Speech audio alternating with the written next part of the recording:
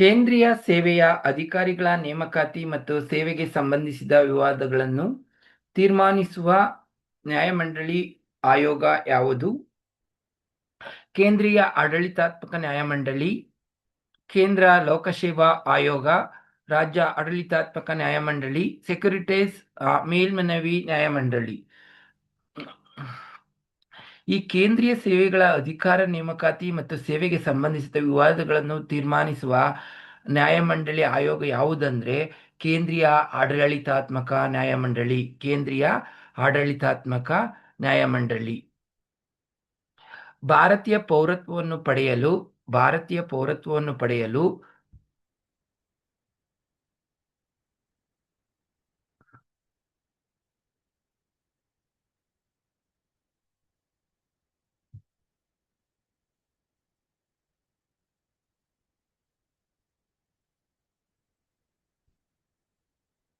ಕೇಂದ್ರೀಯ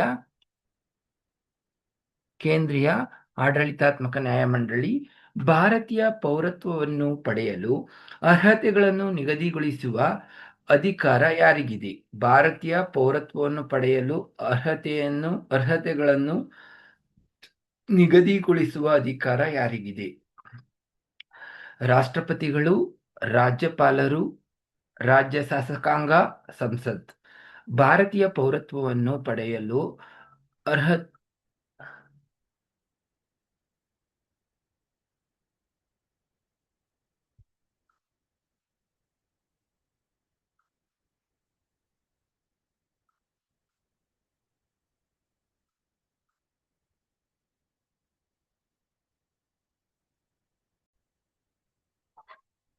ಭಾರತೀಯ ಪೌರತ್ವವನ್ನು ಪಡೆಯಲು ಅರ್ಹತೆಗಳನ್ನು ನಿಗದಿಗೊಳಿಸುವ ಅಧಿಕಾರ ಯಾರಿಗಿದೆ?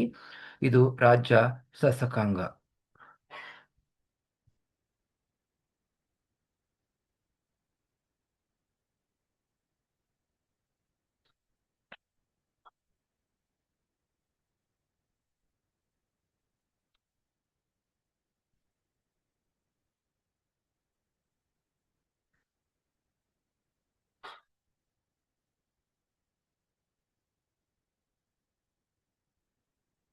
ರಾಜ್ಯ ಶಾಸಕಾಂಗ. ಭಾರತದ ಸಂವಿಧಾನದಲ್ಲಿನ ಜಾತ್ಯತೀತತೆ ಕುರಿತು ಈ ಕೆಳಗಿನ ಹೇಳಿಕೆಗಳನ್ನು ಪರಿಗಣಿಸಿ.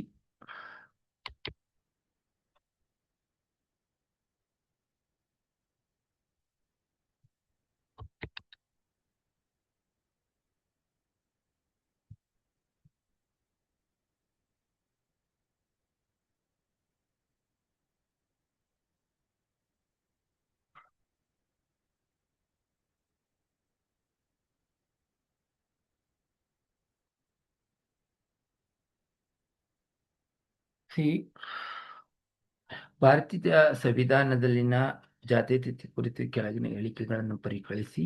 ಹೇಳಿಕೆ 1,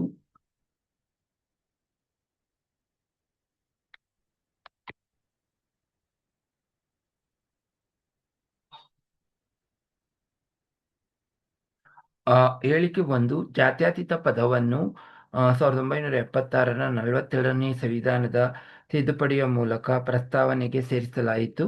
ಹೇಳಿಕೆ 2 ಧಾರ್ಮಿಕ ಸ್ವಾತಂತ್ರ್ಯವನ್ನು ಖಾತರಿಗೊಳಿಸುವ 25ರಿಂದ 28ನೇ ಸಂವಿಧಾನಿಕ ವಿಧಿಗಳು ಭಾರತವು ಜಾತ್ಯತೀತ ರಾಷ್ಟ್ರವಾಗಿರಲು ಆದೇಶಿಸುತ್ತದೆ. ಹೇಳಿಕೆ 1 ಮತ್ತು ಹೇಳಿಕೆ 2 ಸರಿ. ಹೇಳಿಕೆ 1 ಮತ್ತು ಹೇಳಿಕೆ 2 ವಿವರಿಸುತ್ತದೆ. ಹೇಳಿಕೆ 1 ಮತ್ತು ಹೇಳಿಕೆ 2 ಸರಿ, ಆದರೆ ಹೇಳಿಕೆ 1 ಹೇಳಿಕೆ 2 ವಿವರಿಸುವುದಿಲ್ಲ. ಸರಿಯಾದ ಉತ್ತರ ಹೇಳಿಕೆ 1 ಮತ್ತು ಹೇಳಿಕೆ 2.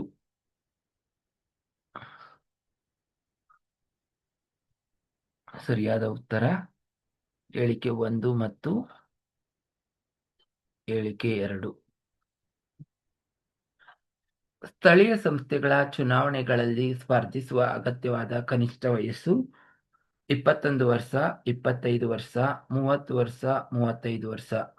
Minimum age of voting for election in 18 years, but you want to participate in MLAs and MPs, you have in 35 years. You have in 35 years age. Okay. ಸಂವಿಧಾನ ತಿದ್ದುಪಡಿಗೆ ಸಂಬಂಧಿಸಿದಂತೆ ವಿಧಿ ಮತ್ತು ಭಾಗಗಳನ್ನು ಗುರುತಿಸಿ.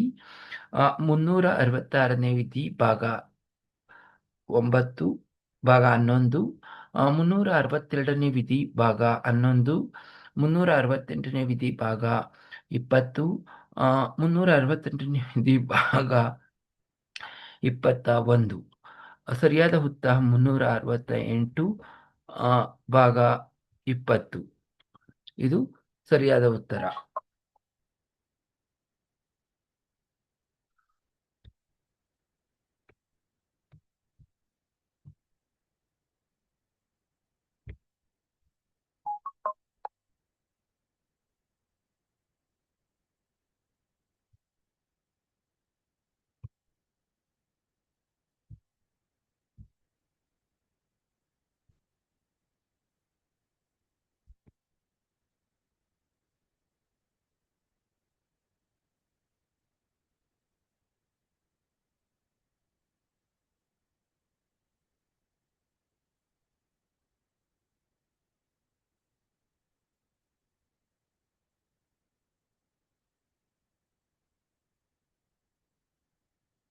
ಹ್ಮ್. ಅನುಸೂಚಿತ ಬುಡಕಟ್ಟುಗಳ ಎಸ್ಟಿ ರಾಷ್ಟ್ರೀಯ ಆಯೋಗಕ್ಕೆ ಸಂಬಂಧಿಸಿದಂತೆ ಕೆಳಗಿನ ಹೇಳಿಕೆಗಳನ್ನು ಓದಿ. ಆಯೋಗವು ಸಂವಿಧಾನಿಕ ಸಂಸ್ಥೆಯಾಗಿದೆ. 338 ನ ವಿಧಿ ಆಯೋಗದ ಸ್ಥಾಪನೆಗೆ ಅವಕಾಶ ಮಾಡಿಕೊಡುತ್ತದೆ. ಪ್ರತ್ಯೇಕ ಅನುಸೂಚಿತ ಬುಡಕಟ್ಟುಗಳ ರಾಷ್ಟ್ರೀಯ ಆಯೋಗ 2004 ಅಸ್ತಿತ್ವಕ್ಕೆ ಬಂದಿತು. ಭಾರತದ ರಾಷ್ಟ್ರಪತಿಗಳು ಆಯೋಗದ ಅಧ್ಯಕ್ಷರಾಗಿರುತ್ತಾರೆ. ಎ ಸರಿಯಾದ ಉತ್ತರ. ಆಯೋಗವು ಸಂವಿಧಾನಿಕ ಸಂಸ್ಥೆಯಾಗಿದೆ. ಬಿ 338ನೇ ವಿಧಿ ಆಯೋಗದ ಸ್ಥಾಪನೆಗೆ ಅವಕಾಶ ಮಾಡಿಕೊಡುತ್ತದೆ. ಸಿ ಡಿ ಭಾರತದ ರಾಷ್ಟ್ರಪತಿಗಳು ಆಯೋಗದ ಅಧ್ಯಕ್ಷರಾಗಿರುತ್ತಾರೆ. ಎ, ಸಿ ಮತ್ತು ಡಿ.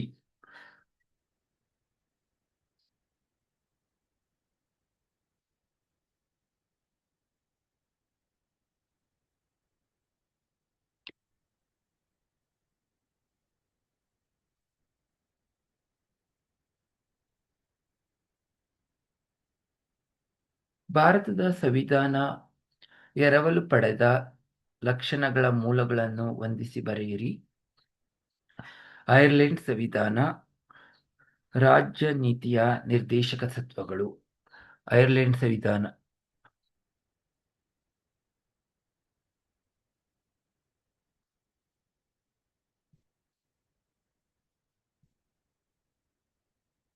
ಐರ್ಲೆಂಡ್ ಸಂವಿಧಾನ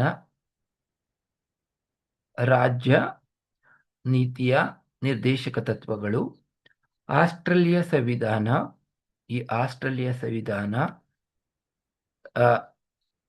ಸಮವರ್ತಿ ಪಟ್ಟಿ. ಫ್ರಾನ್ಸ್ ಸಂವಿಧಾನ ಪ್ರಸ್ತಾವನೆಯ ಸ್ವತಂತ್ರ ಭಾತೃತ್ವ. ದಕ್ಷಿಣ ಆಫ್ರಿಕಾ ಸಂವಿಧಾನ ರಾಜ್ಯ ನೀತಿಯ ನಿರ್ದೇಶಕ ತತ್ವಗಳು. You have totally 4 that you have in Ireland ಸಂವಿಧಾನ ರಾಜ್ಯ ನೀತಿಯ ನಿರ್ದೇಶಕ ತತ್ವಗಳು, ಆಸ್ಟ್ರೇಲಿಯಾ ಸಂವಿಧಾನ ಸಮವರ್ತಿ ಪಟ್ಟಿ, ಫ್ರಾನ್ಸ್ ಸಂವಿಧಾನ ಪ್ರಸ್ತಾವನೆಯಲ್ಲಿರುವ ಸ್ವಾತಂತ್ರ್ಯ ಮತ್ತು ಭಾತೃತ್ವ, ದಕ್ಷಿಣ ಆಫ್ರಿಕಾ ಸಂವಿಧಾನ ರಾಜ್ಯ ನೀತಿಯ ನಿರ್ದೇಶಕ ತತ್ವಗಳು. ಸರಿಯಾದ ಉತ್ತರ 3. ಸರಿಯಾದ ಉತ್ತರ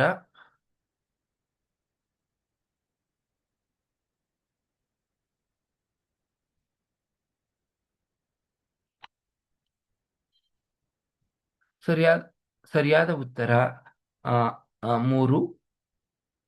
ಸರಿಯಾದ ಉತ್ತರ 3.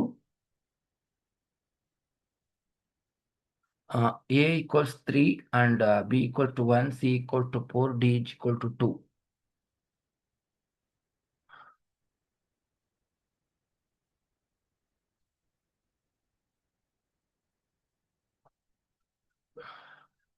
ಸಿ ಇದು ಸರಿಯಾದ ಉತ್ತರ 3.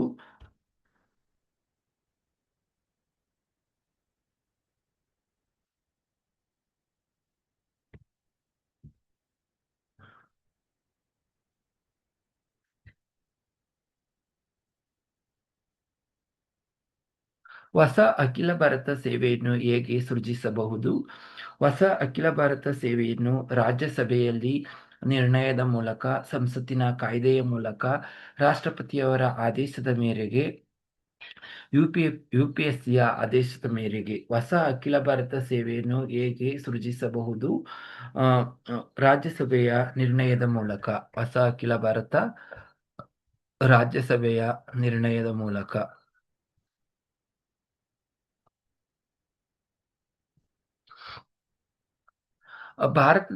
ಭಾರತ ಸಂವಿಧಾನದ 101ನೇ ತಿದ್ದುಪಡಿಗೆ ಸಂಬಂಧಿಸಿದಂತೆ ಈ ಕೆಳಗಿನ ಹೇಳಿಕೆಗಳನ್ನು ಪರಿಗಣಿಸಿ. ಭಾರತದ ಸಂವಿಧಾನದ 101ನೇ ತಿದ್ದುಪಡಿಗೆ ಸಂಬಂಧಿಸಿದಂತೆ ಈ ಕೆಳಗಿನ ಹೇಳಿಕೆಗಳನ್ನು ಪರಿಗಣಿಸಿ. ಸಂಸತ್ ಇದನ್ನು 2015ರಲ್ಲಿ ಅಂಗೀಕರಿಸಿತು.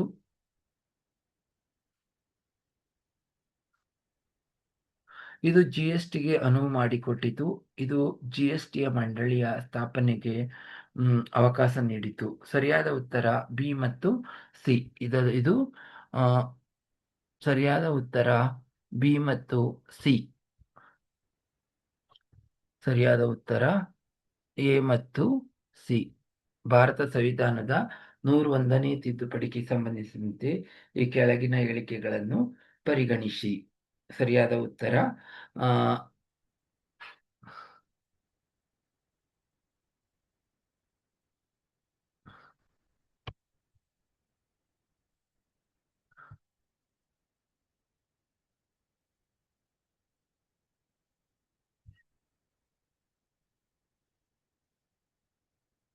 ಸಿ. ಮುನ್ಸಿಪಲ್ ಮುನ್ಸಿಪಲ್ ಕಮಿಷನರು ಯಾರು ನೇಮಕ ಮಾಡುತ್ತಾರೆ? ಮುನ್ಸಿಪಲ್ ಕಮಿಷನರ್ ಯಾರು ನೇಮಕ ಮಾಡುತ್ತಾರೆ?